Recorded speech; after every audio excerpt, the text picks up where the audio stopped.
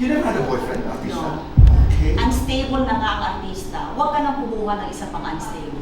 I told him na let's not expect anything, let's just have fun.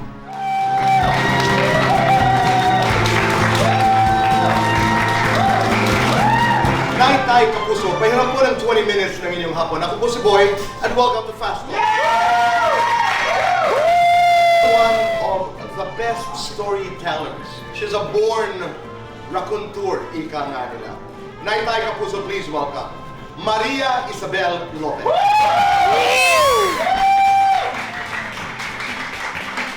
How do you maintain? Because it's not just about what we see from the outside. Meron ding kinalaman ang loob eh.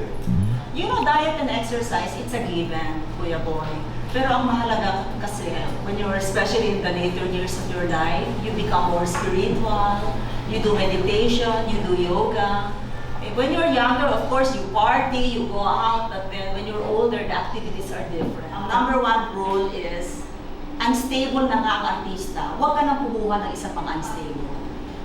Okay, so ang sinasabi mo, hindi ka kukuha ng partner, hindi ka magpapaligan ng kapwa artista. Yes. You never had a boyfriend, artista? No. Okay. No. So yung deliberate pala yun. Oo. Sadya yun. Yes. Don't get your equal.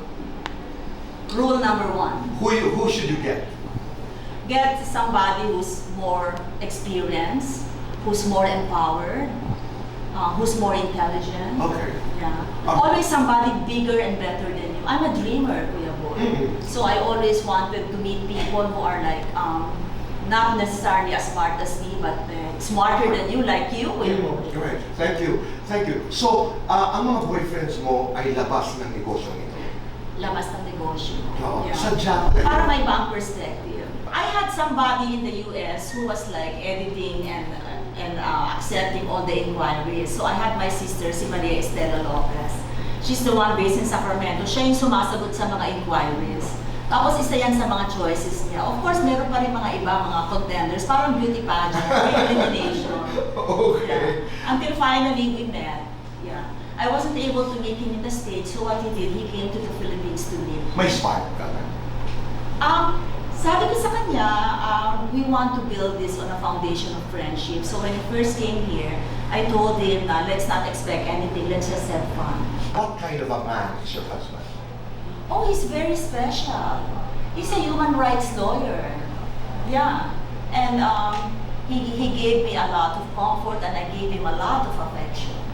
Well, iba na kasi yung law ngayon, no? Kumbaga, nung time namin, ako lang yung nakalusot na beauty queen, na sexy model. Ngayon talaga nasa ano na yun, nasa rules and regulation na ngayon ng Binibining Pilipinas na hindi ka pwedeng mag-post sa mga men's magazine, kinakailangan decent yung mga magazine covers mo. If ever you did pictorials, photo shoots, wala kang mga nude photos. Agree ka ba dito sa batas na ito?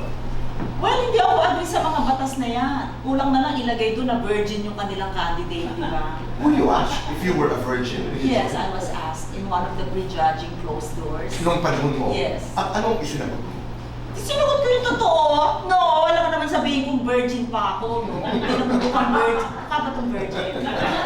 Oo. Swimwear, lingerie. Lingerie. Long gown, duster. Long gown. Sexy, brain. Brain. Pinoy, foreigner. Foreigner. Artistang nakatampuhan mo. No comment. Artistang nakatarayan mo. No comment. Artistang muntik mong maging boyfriend. Muntik No mo. Guilty or not guilty, nagtampo sa Binibining Pilipinas. Guilty. One word, describe yourself as a mother, Feisty. as a wife, Feisty. as an actress, Sensitive. as a woman. Hot. Lights on or lights off? Lights on. Happiness or chocolates? Happiness. Best time for happiness. Nighttime. Gagawing pelikula ang buhay mo. Give it a title. The Scandalous Life of Maria Isabel.